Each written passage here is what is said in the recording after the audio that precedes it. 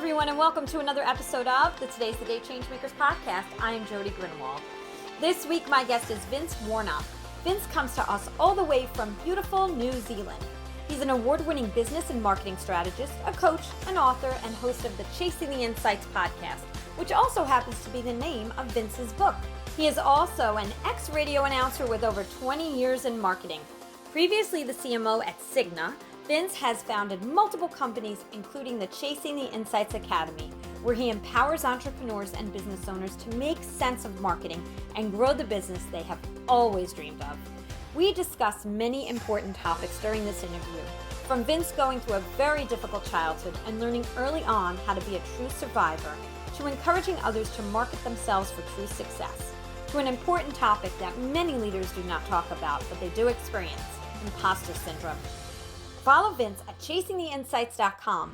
Oh, and also Vince just interviewed me on his Chasing the Insights podcast.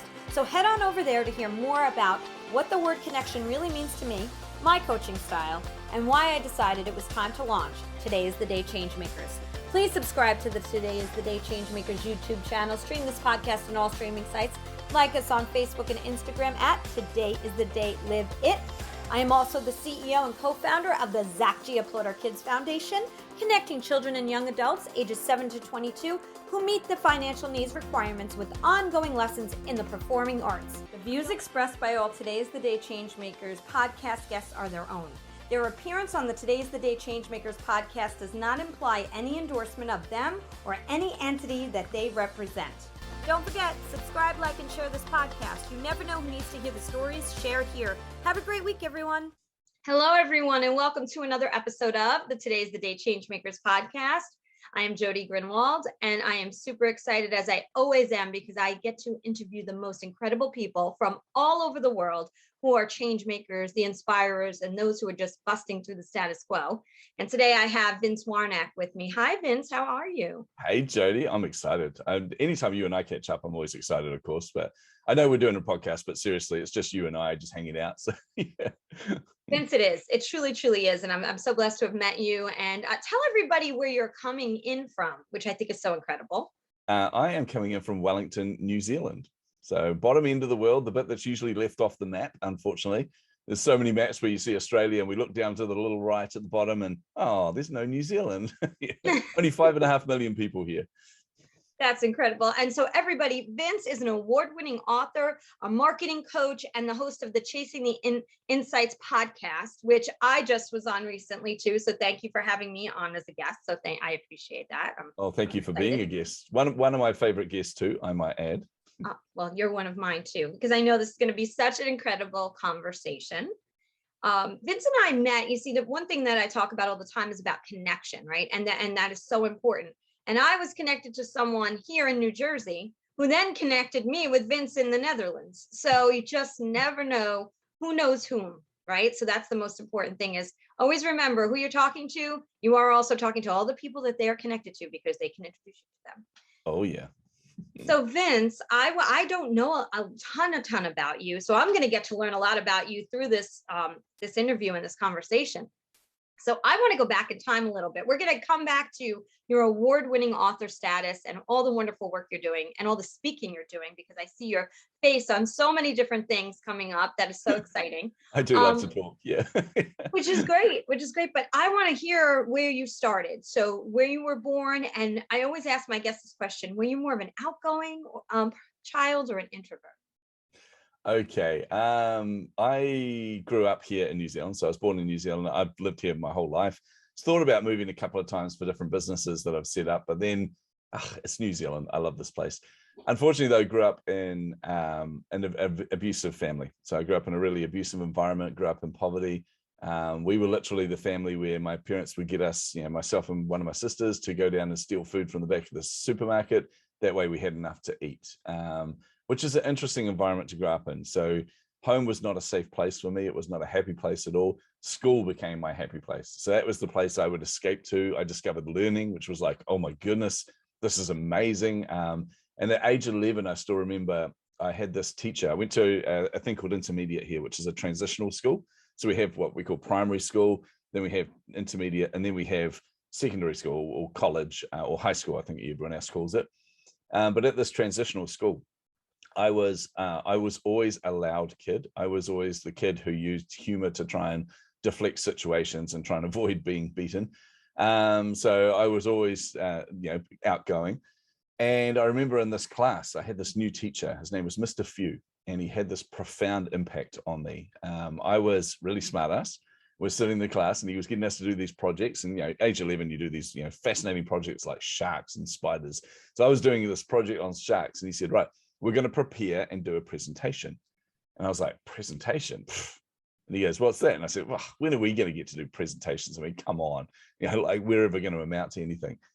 And he goes, "Well, okay, you want to know when you're going to do a presentation? How about now? Come up the front, Vince." And I came up the front, and he goes, "Right, class, Vince is going to do a 5-minute presentation to all of you. What topic should he talk about?" And of course, they're a very creative bunch of 11-year-olds. So one of them said, "An egg." And he goes, "Okay, you're going to be speaking on an egg for 5 minutes, Vince. You got 20 seconds to prepare, and then you're kicking into it." And I'm standing there in front of this class, freaking out at this moment, just going, "What on earth?" Now, he was trying to teach me a lesson, but it went in a very different direction, because he goes, "Right, 20 seconds. All I could think about in that 20 seconds was that stupid thing, which came first, the chicken or the egg?" And he goes, "Your time starts now." And then that came out of my mouth. I said, "Okay, which came first, the chicken or the egg?" And then my brain just went into this whole different dimension. Like all this stuff just kept coming out, and I just kept talking, and I kept like pulling the strings on the audience. Like every time I'd say something, they'd laugh, and then I'd make them go, and then I'd make them laugh again, and all this. And it was just such an exhilarating experience. Like the adrenaline rush of this was amazing. And then we got to near the end, and he said, "Right, you got 20 seconds left." And I was like, da, da, da, da. And I finished off with, and obviously the chicken came first. And then everyone just roared. And I remember like that rush. And I turned around, and something bizarre happened, because I thought I was going to get told off because I was being a smartass. I turned around, and he looked at me, and he said, "Vince, that was fantastic." And I can't remember the exact words, but I remember saying something like, "You've got a real gift. Do you realize you could do something really significant with your life?" And I felt this weird feeling on the inside that I've never felt before. It was this kind of bubbly feeling. And I was like, "What is this?" And realized this is hope. This is the potential that is ahead of me. This is, like it removed every barrier that I already put over my head and over my ceiling, So I was like, wow. So that was the moment where I finally had an inclination that I could do something with my life. But more than that, I also wanted that feeling for everybody I encountered. I wanted everyone to feel that sense of purpose and hope in that I felt at that moment. So that inspired me to go in many different directions, but kind of where I'm heading now, That is an incredible story that I'm so glad I asked the question, because I don't know that we would ever hit on that, to know Yeah. that, it sounds like you were put in your flow. You were thrown into your flow. You didn't even know it was going to happen. And then all of a sudden you found your calling. And you know what? It's a gift, because you found yours Yeah. way early. How you said you were 11? Yeah. 11 years old. Yeah.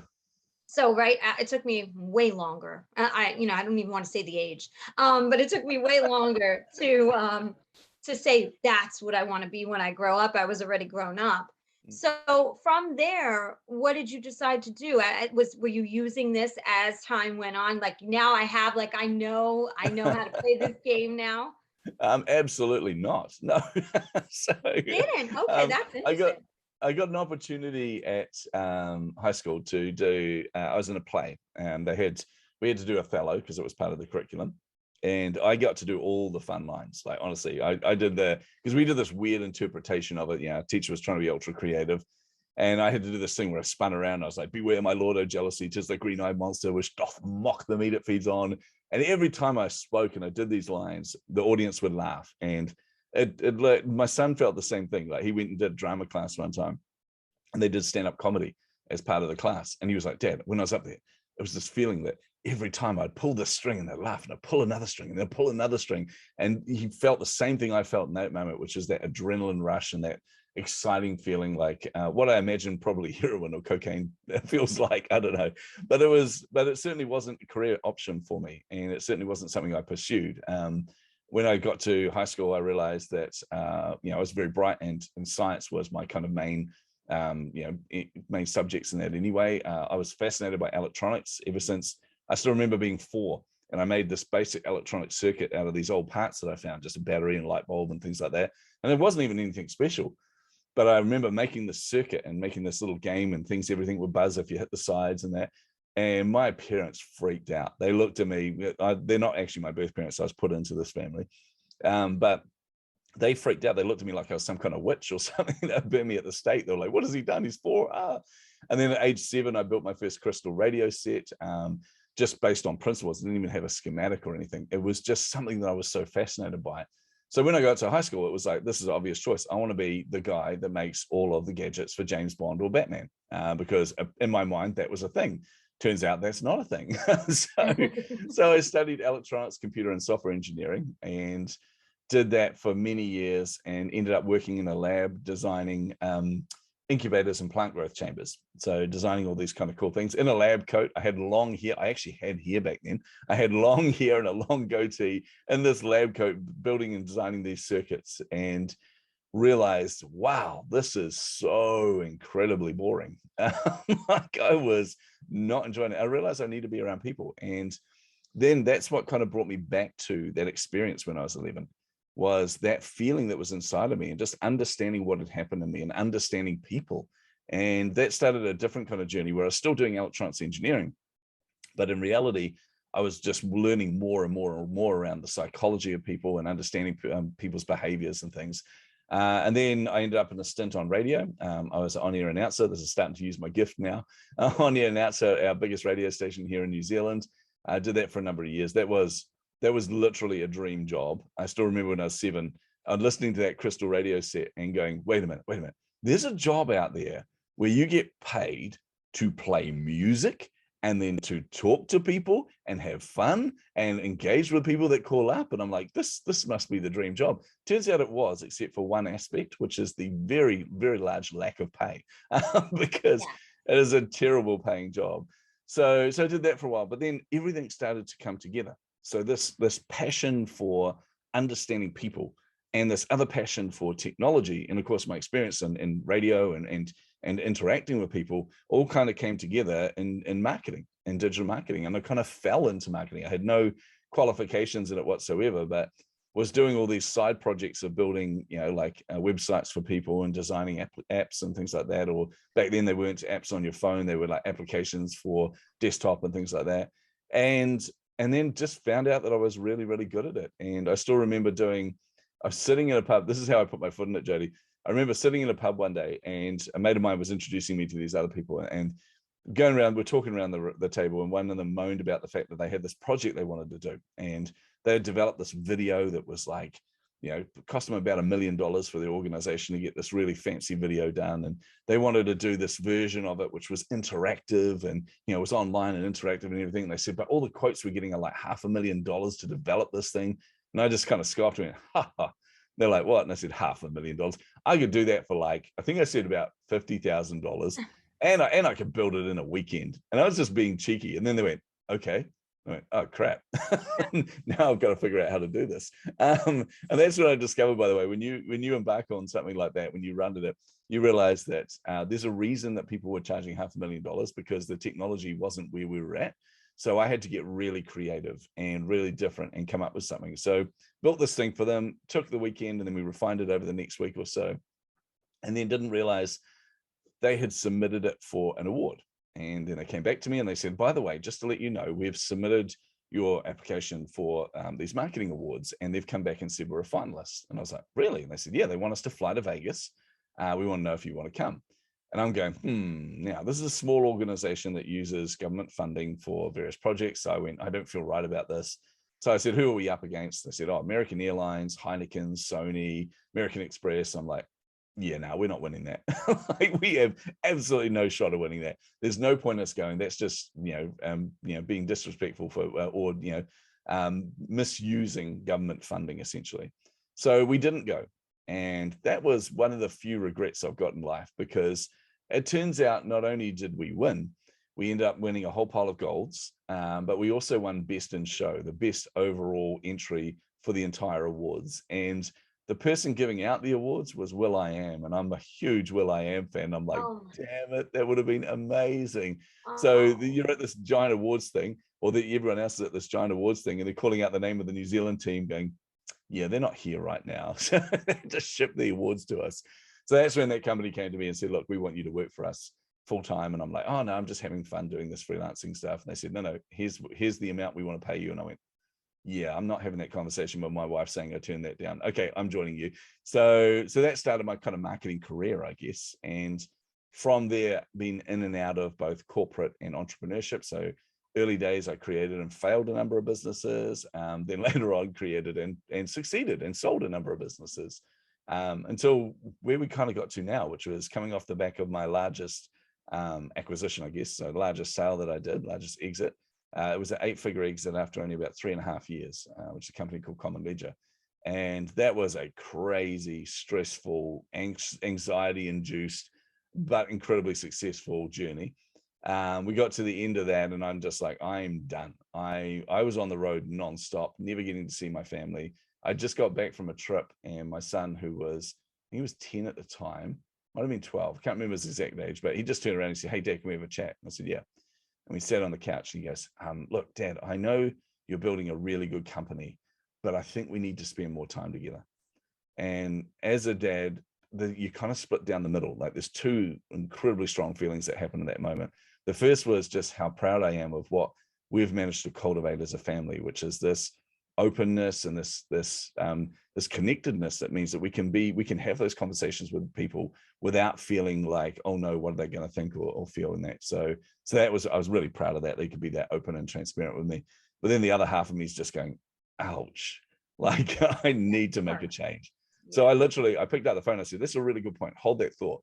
Picked up the phone and I watched, like, honestly, he rolled his eyes the moment I picked up my phone. He's like, oh, Dad's on the phone again.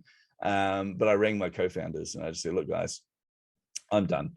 We have just crossed another milestone in our valuation. And we're at the point where we can hire someone to replace me, hire someone to do what I'm doing. I'll stay on. I was the majority shareholder, so I'll stay on as a majority shareholder, but somebody else can do this now. I'm out. At that point, I learned a lot of new swear words because they were all being screamed down the phone at me. I just said to them, talk Monday, bye. And my son just went, wow, that was easy. But I wanted him and my family to know that they are my priority, bar none. No matter what I'm building, if that is impacting how connected they feel with me or how supported or loved they feel from me, then I'm making a change. So that led me to the next day. I still remember waking up the next day and just going, oh, all this weight is off my shoulders. This is an incredible feeling.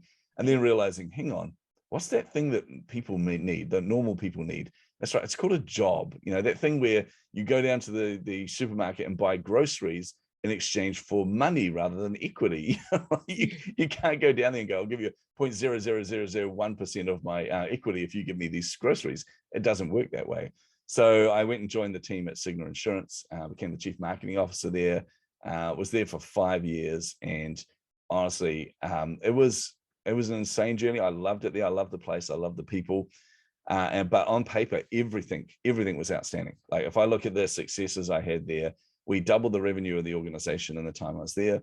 I took them from 7th largest insurer to 2nd largest insurer. And then the one thing that they said that they could never do, right, which is nobody buys insurance, medical or life insurance. No one buys that online, Vince, because it's such a complex kind of process. And I'm going, hold my beer. This is my speciality. I'm like, right. I didn't actually have a beer in the interview, by the way. But I just said, let's do this. So I took online sales from next to nothing to almost half of our revenue, which was a massive success story. So I was getting all the recognition. I was getting all the accolades for that. We won a ton of awards, including being recognized by Adobe as one of the top 50 marketers in the world.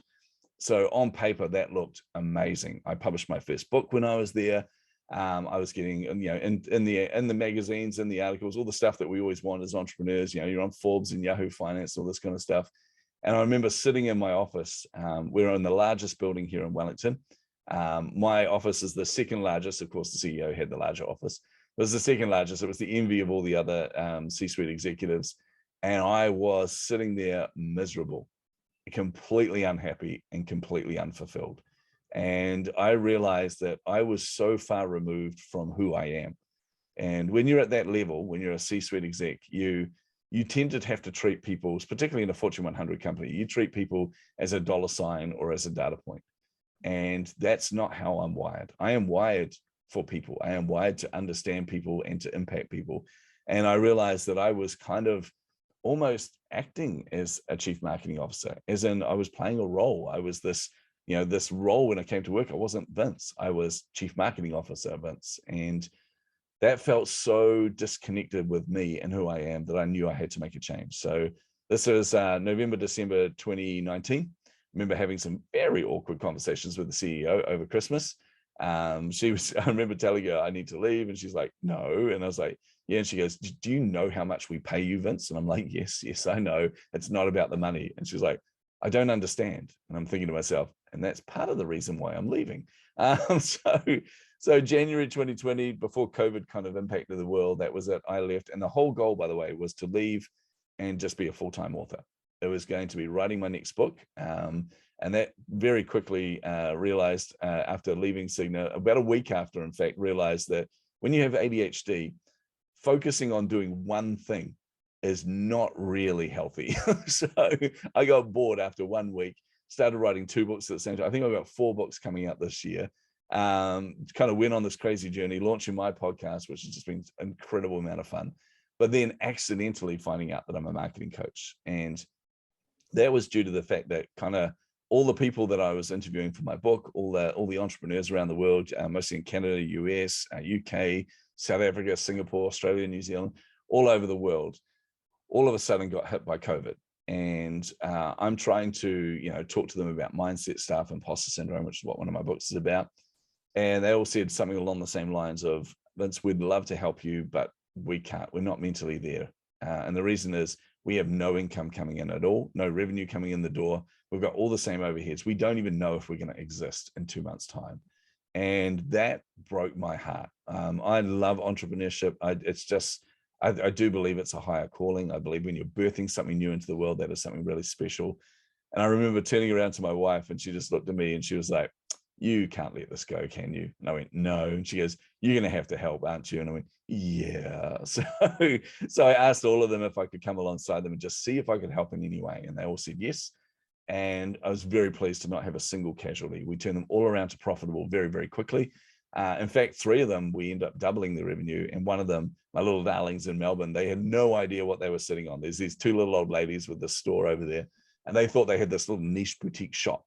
And they were like, well, we can't even sell anything, Vince, because no one can come and see our shop. Like Melbourne's been in lockdown for like 1.5 years or something ridiculous. And I said, well, what if we put all your products online? Then what if we try and replicate the community aspect of what you've got online? Let's see if we can, turn this around. They ended up tripling their revenue because they didn't realize most of Australia was waiting for what they had. So that was a thrill. And that was the second time I kind of felt that weird feeling on the inside going, what's this bubbling this time? And I was, I feel fulfilled. I feel like, why wasn't I doing this years ago? This is the greatest feeling in the world. So coming alongside entrepreneurs and helping them to find their market and find their passion and find out how to build their business and make it profitable. And that is just such a rush. And that led me all the way now to the peak of my career, of course, which is talking to you, Jody. Yeah. Oh, yes, absolutely. Well, there's so much. I'm like taking notes over here because I want to go back to like all of these things you said, because there's so much packed in there.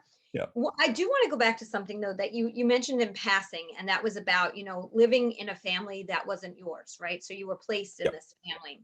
Yep. And so you talk about the environment was not one that was really productive for a young child. And the reason I bring this back up is because I look at what your story is now and how you're out there almost like, screaming from the rooftops here.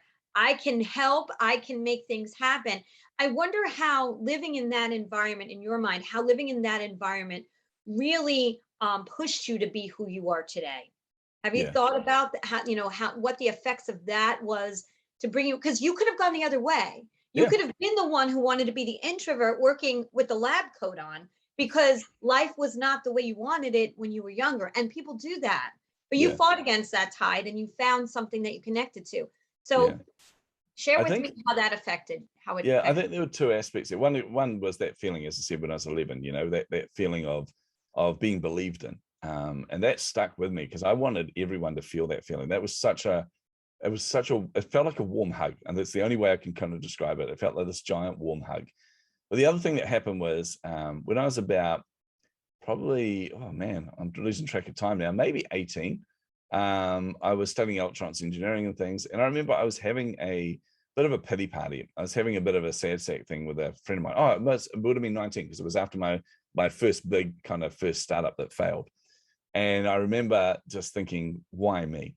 And I was talking with my friend and just said, this is not fair, man. Like, seriously, all these people grew up in families and environments where they're taught the basics of money. They're taught the basics of how to build businesses, or they've got the support and they've got the love and the encouragement to be able to do these things. And I'm on my own. I'm doing this, on my own here. And I said to him, I just keep hitting the ceiling and blah, blah, blah. And I was just moaning and moaning and moaning.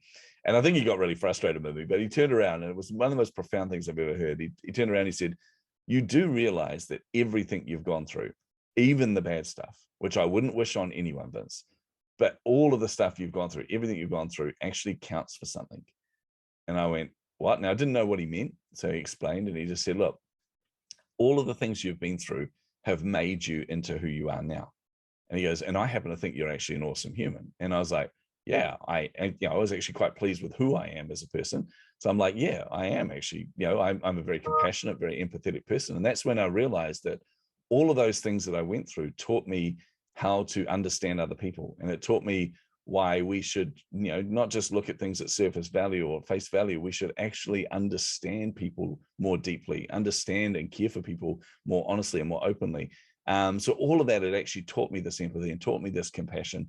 And that's kind of what happened. That made me into who I am now. So when you feel that empathy towards other people, you cannot be that introvert that sits there and wants to hide away from the world. That's the point where you realize you've got to help people and you've got to be there for people, just like that teacher was there for me, just like my friend was there for me as well. Absolutely. And when you talk about, the kids laughing when you were the puppeteer, Oh, and yeah. you then were able to take back control of your life when there were other parts of your life that felt so uncontrollable that you had no control of. So, and I will say too, Jody, entrepreneurship is part of that journey as well, in the sense that I said, when I was 19, that was my first proper business, but actually my first business ever was when I was 10. And that was just down to the fact that in the environment I lived in at home, we had, I had 5 sisters and a brother.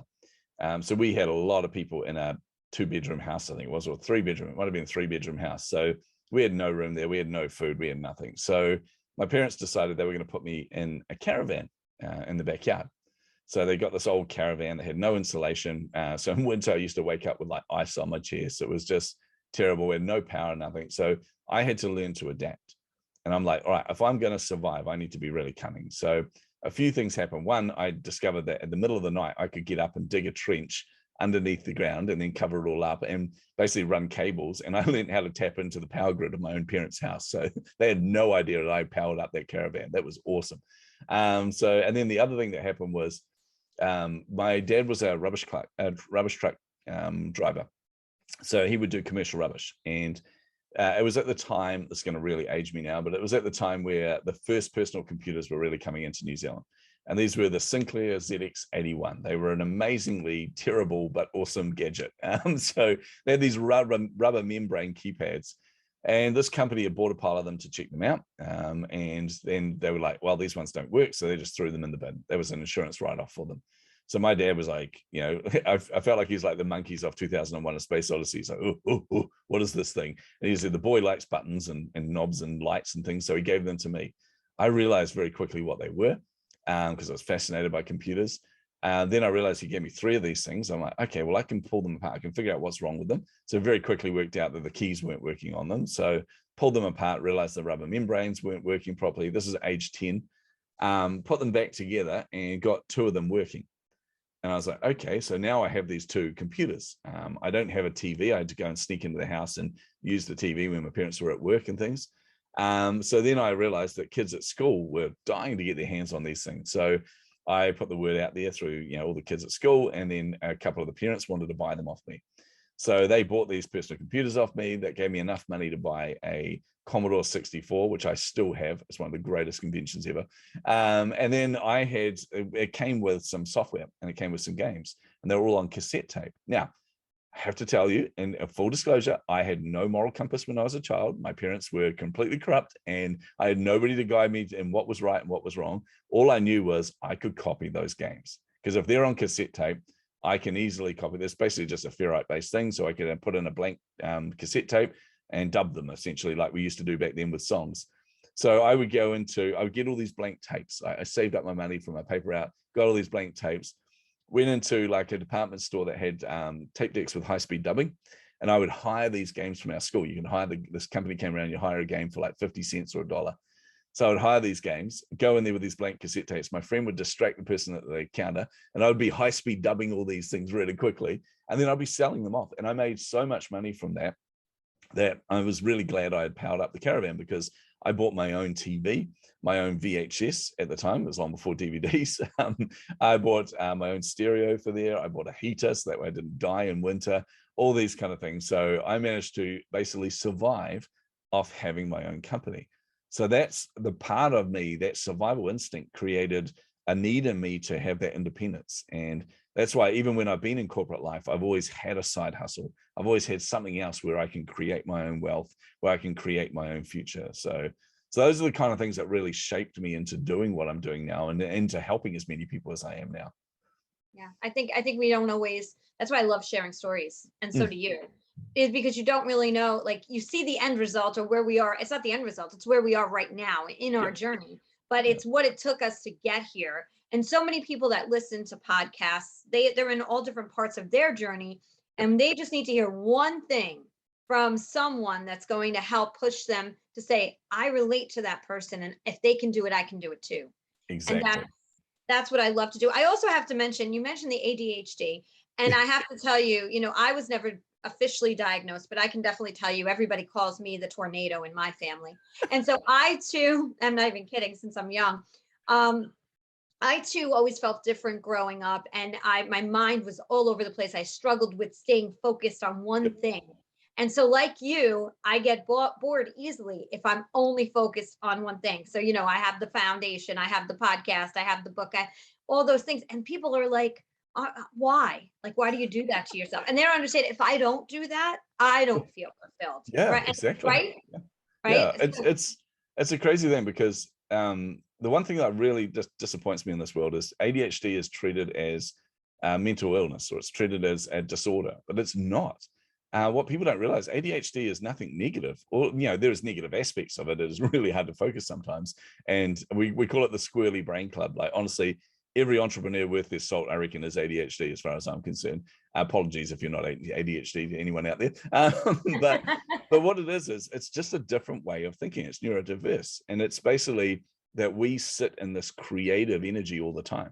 We sit in this creative space. So all of these things, all these ideas are constantly coming to us. So it's really hard to just focus on one, because this creative energy is really exciting and really, and like, so it's, I want to stop the world using it like it's something negative, and using it like, oh, you've got ADHD. It's like, no, I've got ADHD. It's freaking awesome. It is. And there's moments that it is so incredible that what you can create is unbelievable. And I also say that if you're stuck, though, if you're in a stuck moment, it also can be overwhelming, right? Because you want to do everything. My problem is I want to do everything at once. Like, I want to take on the world. I want to help the world. I want to do all these things. And it's like, I can't make it happen today. And so I'm sure. Honestly, Jody, it cracks me up, but I remember when I was a little kid. So there were two movies that really made a huge impact on my life. One, of course, was Star Wars. I'm a giant Star Wars nerd for a reason. That had a profound impact on me. I saw it when I was 7 years old, when it first came out. That was just amazing. But the other movie I remember seeing when I was a kid was Singing in the Rain. And it was just such a beautifully happy movie. And I had none of that happiness in my life. So I was just looking at this lens of these people just going through dancing, doing the Moses Supposes song and Good Morning and Singing in the Rain and all this, and tap dancing. And I'm like, this is the greatest thing I've ever seen. So I always wanted to be a tap dancer. But of course, when you're a kid, you've got enough reasons for people to bully you as it is. You really don't need extra. So there was no way I was going to take up tap dancing. But later in life, I decided, me and my wife were doing, we tried different styles of dance and things. We do swing dancing, we do Charleston, all that. And then I was like, we're going to do tap, and it is going to be glorious. And I'm going to be an amazing dancer, and that is it. And I did 2 lessons and then quit in a rage, just going, it's not fair. I suck at this, because my brain I want to be Fred Astaire. I want to be, all these amazing dancers right now. So the ADHD has its downsides, definitely, but it is still a superpower. Oh, absolutely. And I struggle with memorization. I've taken a couple of dance classes and I want to continue to do it, but I do struggle with the memorization. I want to go back to something that is really important to me because of the fact that entrepreneurship, I think, is sometimes not looked at as the same as you being the CEO or the CMO of a major large organization, right? So I just want to set this scene for you, and then I want to get your take on this. So you're the CMO, CEO, you've come in, your resume has all the great stuff. Now you have the projections from the last CEO, you have all the wonderful things in place, all the connections are made, and your role and your job is to bring it to the next place. Entrepreneurship, you've got nothing. You don't have a crystal ball. You do not have projections. You don't know if anybody's going to be interested in your product or your service. And you're literally taking a leap. Yet the outside world does not treat you as if you said you are the CMO of Cigna. They treat you as if you are what I call the CEO of the lemonade stand. So that is seriously the name of a book I want to write, is the CEO. Oh, I'm looking forward to that book. Yeah. Because that's how I felt going into starting a foundation and even the other work that I'm doing, until all of a sudden somebody jumps on board and they say, yes, she's good enough, or he's good enough, or they're good enough. What is your take on that? And how do you give advice to those who are trying to break into entrepreneurship, or those that are struggling because they're not being seen as worthy? Which I hate that word. Same. I really hate that word. The funny thing is, though, I will say this, because I know exactly what you're talking about. I've felt that through my whole career. And like I said, I've been in and out of both corporate and entrepreneurship over and over. And I started to realize, though, that feeling of not being worthy actually comes from us. And often it's our own projection of what we think people are thinking of us, or how they're perceiving us. But in reality, most people are in awe of entrepreneurs because they don't have the courage to do that themselves. But I will say this, that entrepreneurial spirit, that entrepreneurial kind of mindset, in my mind, is far superior to any corporate mindset. And like I said, I was feeling like I wasn't a CMO when I was at Cigna. I was just acting in that role, and I was getting the results and I was getting the runs on the board, but I realized I'm not wired for this. So hats off to anybody that's wired that way, that is the environment that they love, the environment that they thrive in. Good on you. At that level, that's what's needed. However, having that entrepreneurial spirit and that entrepreneurial thinking, that is actually what got me the results that I did at Cigna. When I came in there, one of the prerequisites, at the time we had a different CEO, and when he hired me, he was like, right, I'm bringing you in here because I want you to treat this as though it's a startup. I want you to treat this place as though, we have nothing, we have no resources, even though we did, so that way I got to question everything that we did. We were doing all the stuff around, how we kind of get information from people around their insurance policies and things like that. And I'm like, why do we do that? Oh, we do it because of this and this, but why? But why? But why? And it got really annoying. It was like, but why? But why? Because that takes so much money to do something that's so simple. Why can't we think about something different? Why can't we try something new? So I brought experimentation into the organization, which is, that's how we built the companies that I built. That's how those startups succeeded, is because we had nothing. So we had to be really, really particular about what we worked on, which meant we needed to test everything we could, experiment with everything we could. And if we got the results, we're like, okay, now we can invest some money into that. Otherwise, we'll have to abandon it. So coming to that mentality in a corporate environment really shook things up. And that is not normal in a corporate environment. It's really hard for them to embrace that kind of stuff. I was very fortunate that they had a CEO that had that kind of mentality at the time. But then I realized when we got a new CEO on board, who was an amazing CEO as well, but realized that most CEOs want yes people. They have a prescribed way of doing things. They want you to make maybe some incremental changes, but in reality, they don't want you to shake the boat. They don't want you to question everything. They just want you to be this, support person for them, I guess. And I even had that conversation with my CEO and I said, look, I'm not the right person for you. When I was talking about leaving, I said, I'm not the right person. They were, yes, you are. Look at the results you're getting. I said, yeah, but I'm fighting every step of the way with everybody because, I was trying to do something really, really different. Unfortunately, I can't really talk about what we're doing. It was this special top secret project, but it was groundbreaking. We were challenging the way that AI works. We were challenging the way that insurance works in a lot of ways. We were really doing some groundbreaking stuff. And the problem I had was I was consistently fighting with people because they wanted to do it the way it was normally done. They were like, this paradigm's weird. It's not like we normally would do things. I said, I know, and that's how we're going to win. So yeah, that corporate environment's really difficult to bring that kind of mentality into. So yeah, but I've also realized, like I said, that most of the doubts and most of the way I'm perceived that I'm treated as an entrepreneur is my own insecurities. And I'm as riddled with imposter syndrome as everybody else, probably more so in some cases. I've had this through most of my life. I remember when I published my first book, Jody, I had the book launch. Someone said, don't do book launches. They said, no one goes to book launches anymore. And I'm like, I'm a marketer, hold my beer. Right. So I organized this event. I got like 100 or so people there. It was amazing. It was so supportive and wonderful. And there was a lot of my friends there. My wife and kids were there supporting me. It was amazing. And we had a lot of my peers in the industry, even some of them came from Australia back when, you could travel. So they came over from Australia to come and be at the book launch as well.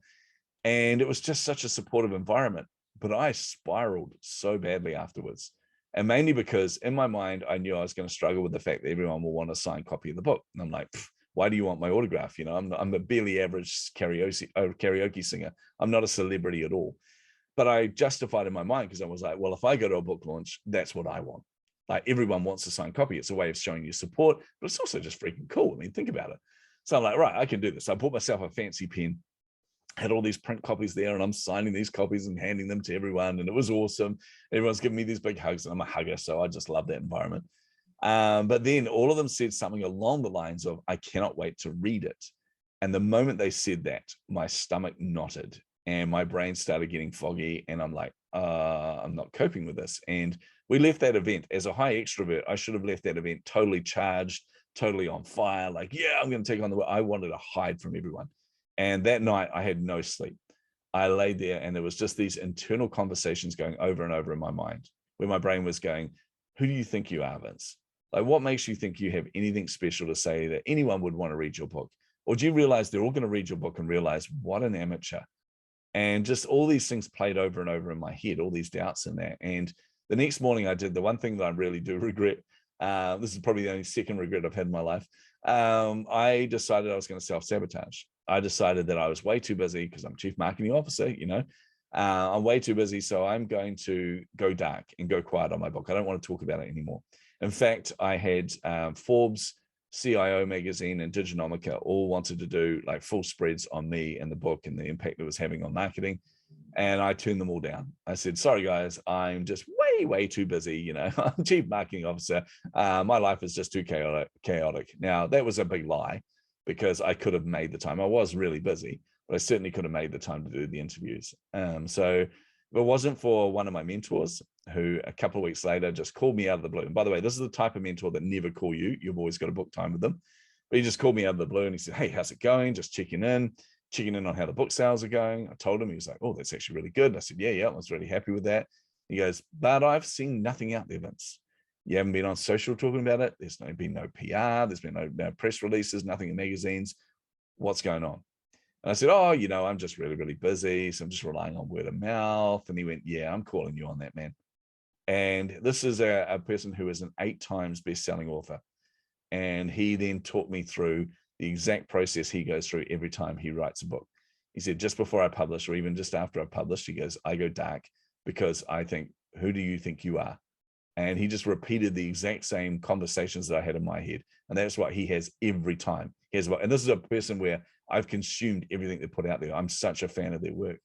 And it was such an eye-opener for me. I was like, wow, I had no idea that other people went through this, but also no idea that the people I respect went through this as well. And then I realized that talking about this with him confronting me on this had quite a positive impact. So I did the unthinkable. I was like, right, I'm going to take action on this because that's what I believe. Anytime you find a barrier, you take action. So I drafted up this LinkedIn post and I talked about the journey. I talked about imposter syndrome and I talked about the book and the spiraling and things. And I went completely emotionally honest with people and just said, look, this is what I struggled with. I said, so in the post, I actually said, so I'm going to do something different now. I'm going to tell you, if you're an entrepreneur or you're a marketer, you need to buy my book. It's a damn good book. Seriously, I pour my heart and soul into this. It's all the methods that I know work because this is what I have used personally to get to where I am. So 2 things happened off the back of that, Jody. One, a massive spike in sales, which was always really welcome. But the second thing that happened was I got flooded in my inbox of people going, me too. I'm the same. I felt like you were telling my story, Vince. And that's when I realized we need to talk about this more and more and more. We need to be more open about this as well. And that's what made me realize that a lot of the way I perceive myself comes from that. It comes from that imposter syndrome, that feeling of not being worthy, that feeling of everybody else must be so much better than me. In fact, like, I'll just share this, but when I got recognized by Adobe as one of the top 50 marketers in the world, so they called me up and they said, right, we want you to speak at this conference. And I said, sure, not a problem. They sent me the link and I'm like, I think you sent me the wrong one, because I was literally going on stage in Sydney to speak at a conference there. And they're like, I said to them, I think you've sent me the wrong one. This one's for San Francisco. And they said, no, we want you to come. We're going to pay for you. We're going to, pay for you to fly business class, and we're going to put you in a top hotel and all this. I'm like, wow, okay, I'm flattered, but no. I said, I will speak at your conference, definitely. But also, we use Adobe products in the organization. I was really conscious of people thinking that there's, some kind of favoritism or some kind of conflict of interest. So I said, I'll pay my own way. I will just pay for it. And then Cigna found out about it, and they're like, no, we'll pay Vince. I'm like, yes, back to business class. So I flew over to this conference, but they were so adamant that I had to be there. They were like, you've got to be here. But I get it. I'm going to speak at your conference. So back off, for goodness sake. But then we got there and I realized the lineup was like 25 different speakers plus celebrity speakers. They had like Jamie Foxx speaking. They had Flo Rida. He's not a very bright guy. Sorry, Flo Rida, if you're listening to this. But you're not that bright. They had a pile of Olympic athletes in that there as well. And then these 25 speakers. And I remember that we're sitting there, we're on the front row, all the speakers and things. And these are all the people that I admire in the industry. You had Brian Solis, Ann Hanley, I think Seth Godin was there, a whole pile of others. I was like, this is all the people that I'm just want to bow down in front of and go, I'm not worthy. I'm not worthy. I cannot believe I'm even at the same conference as all these people, let alone speaking with them. And then the CEO of Adobe comes out and he's like, okay, we're launching this. And he goes, and what we haven't told you, we're also launching a program called the Fearless 50, which is to recognize the top 50 marketers in the world. And we've selected the top 25, and they are all of your keynote speakers today. And I'm like, oh, wow, lucky them. Wait, 25, I'm in that 25. And my brain could not cope with this, right? And then he said, and I really want to highlight 3 of those that I think are really challenging the way that we do things in the industry. And one of the things that was my kind of platform was talking about ethics in marketing. I really think we have a duty of care as marketers, not just for data and privacy and all the things we know about, but actually for messaging and not manipulating or misleading people. We need to be transparent with them. So that got recognized. And he said, and these 3 people are really challenging it. And the first of those, all the way from New Zealand. And I see this giant photo of myself on the screen. And I'm like, that guy looks so much like me. And then my name comes up and I'm like, what the hell? He's got the same name as me.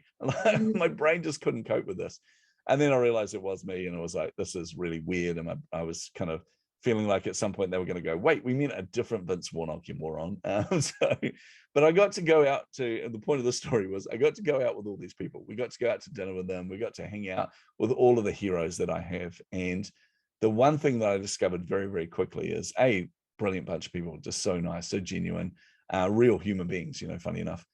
But also they were as much of a hot mess as I was. They suffer from as much imposter syndrome as I do. They suffer from all the same self-doubt. They're all the same issues. And that's what made me realize that all of us just project this stuff onto other people. We all think that, oh, I want to be like that person because they've got it all sorted. That person doesn't have it sorted. You just think they've got it sorted because you think that people are better than you. But actually, we need to embrace who we are and be okay with that. So, yeah. See what happens when I talk to you, Jody? I'll go off on so many different tangents. No, but you know what? I let you go because I'm relating to it as well. The imposter syndrome is definitely something I definitely have feel. Yep. I'm writing my book, and I have written the beginning of that book 100 times because if I'm, in my mind, I'm going, okay, if I'm this type of person, will they relate? If you can't do that though. You've just got to go by who you are. And I wrote something down when you were talking. It seems as if when your audience is live, you thrive, right? Yeah. When your audience is live, you thrive. And then when they go off to take care, to look at your book and read your book, that's when that imposter syndrome was coming out because you can't see their faces. You can't relate with them. Yes. And that makes perfect sense because you can't be the puppeteer anymore. Isn't that interesting, right? Because we all know that. I know too, as being a speaker, I know that if I'm on the ride with them and I see they're connected to me, I know where I can take them next. But Yeah. then if that doesn't work, you can then veer a little bit either way to Yeah. kind of take them into another direction so you get them back. When they're reading your book, they're Wow. silently. I had never thought about it from that perspective. That's 100% it. Yeah, you're exactly right. Because you and I do the same. When we're speaking, we work the room. Like we see where it's going. We see the reaction. We adapt. We this is why I struggle with. There was a conference that wanted me to speak as one of the opening keynotes, and they said, right, okay, so here's what we want you to do, Vince. I said, yep, I'll definitely do this. I'm totally on board. And they said, great. We want you to prepare your presentation 3 weeks in advance, and we want you to give us the complete verbatim of what you're going to say, and you're not allowed to veer from that. And I went, that's not happening. If you have to work that way, I can't speak at your conference because yeah, I have no idea where I'm going to head. I adapt to the people that are in the room. So that was crazy to me. So I turned them down, which was, it's one of the few ones I've ever turned down. I love to public speak. The other one I did was, and this is what I teach a lot about goal setting. And one of the things about goal setting is always when you set a goal, you need the why behind that goal really clearly documented, because those goals will adapt. And if you don't understand the why behind them, you will feel like you're failing that goal rather than actually adapting the goal to meet the why. And the good example for me was I wanted to lift my thought leadership when I was at Cigna. So I set a goal for myself in, I think it was 2019. I said, yeah, it was 2019. I said, right, I'm going to speak at 5 major events and 15 minor events. So, the minor events are anything under 1,000 people. Right. And I was like, right, I'm going to do this. And I set out and I'd done the first, I think, 3 major events. And then they asked me to speak at this one in Sydney. And I was like, yep, okay, I'll fly over to Sydney and do this. And then I looked at the lineup and realized it was the exact same people I'd just spoken with at the previous conferences. And also, by the way, all of them look like me. They're all older white males. And I feel really uncomfortable about this. I have a problem with it. And the problem is, I know I add value to everyone I talk to, right? I know that if I'm talking to an entrepreneur, I'm going to add value to them. I've had so much experience. Something in there must stick with them, surely. And I love entrepreneurship, so I'm going to support them. But I also know that my daughter, for example, she's 24. She's got her own digital marketing agency. And I know, obviously, she adores me because I'm awesome and I'm her father. And she's definitely a daddy's girl. But also I know that I don't understand what it's like to be a female founder, and I don't understand what it's like in her world to do that. I can help her with all of the things I know, but she needs someone speaking into her life that can help her through all of this. And I looked at that conference and I realized there is only a small amount of people here that are being consistently talked to.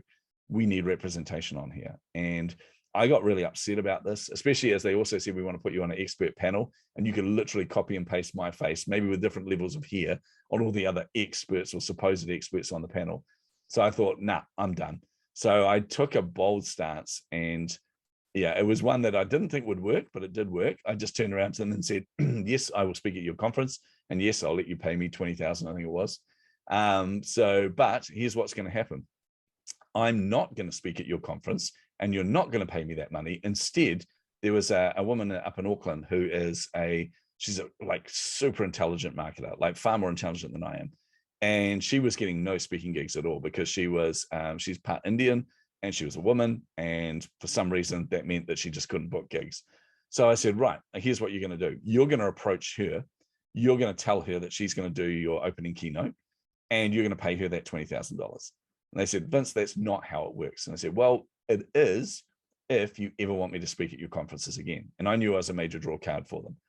So they were like, so I backed them into the corner and they said, all right, fine, we'll do this. But I think they dropped the price down to maybe 15,000 or 10,000 or something. And they said, fine, we'll do this. And I said, and you're not allowed to let her know it was me that did this.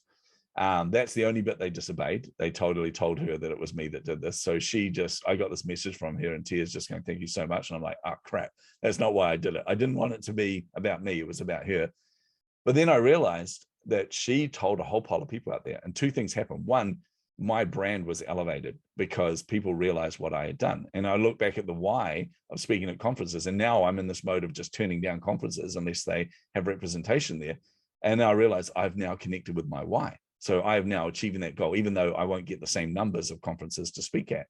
But the other thing that happened there was, and this was hilarious, all these other big keynotes, all the same people I've been speaking at the conferences, they were like, yeah, Me too. I'm giving up my seat for this particular speaker. And they're like, thanks, Vince, you dick. So it was just nice to know that one simple act actually, and like, did bring about some change. And then of course, COVID hit the world and then no one can speak any face-to-face events. So forget it, so, but yeah.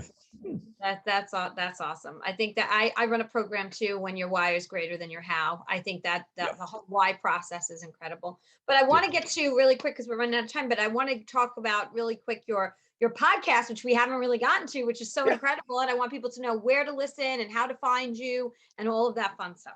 Okay, really simply, if you're an entrepreneur, you need to listen to it. It is called Chasing the Insights. Go to chasingtheinsights.com. That's where the podcast is. You'll find links to all your favorite podcast listening platforms, all those kind of things on there.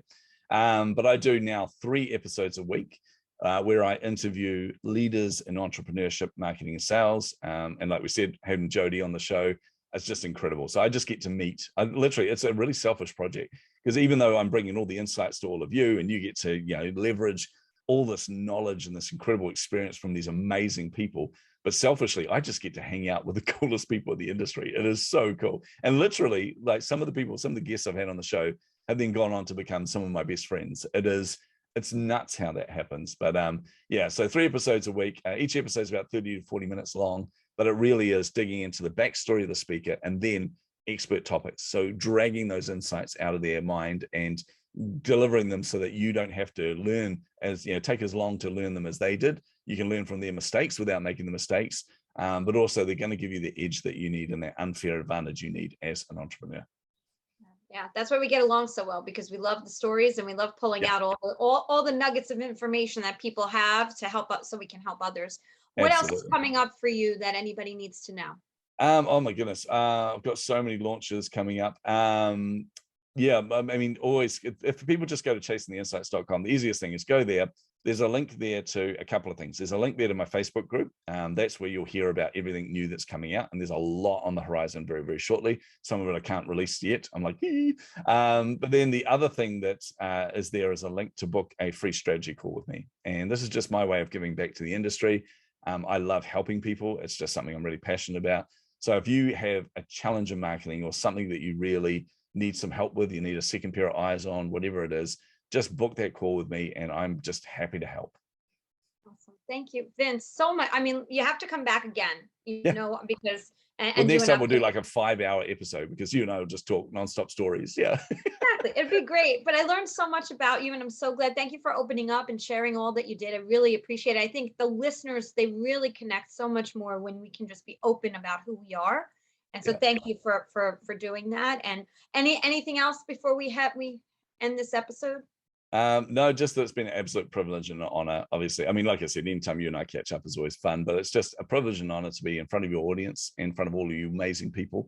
And I just want you guys to know that, like I said, you're all in the same boat as each other. So reach out. If you haven't got support as an entrepreneur, you need to do so.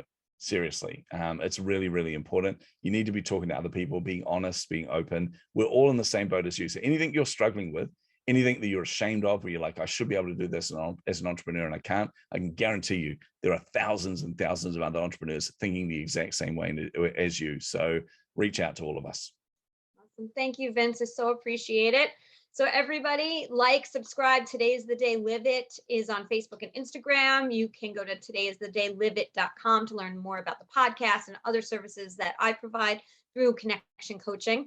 And I'm going to say what I always say as we end the podcast. And again, thank you so much to Vince. And Vince, by the way, I think I said Netherlands before. It's New Zealand where you're coming from. I don't know why I made that mistake. So my apologies on that. It's another N word. I don't know why. So New Zealand is where Vince is from. So thank you so much for being on. And everybody remember, today is the day. You cannot go back to yesterday and you do not yet own tomorrow. So what steps, small or large, are you taking today to get yourself closer to your goal? Thank you so much to Vince, and we'll see you all next week. Bye, everybody. Bye.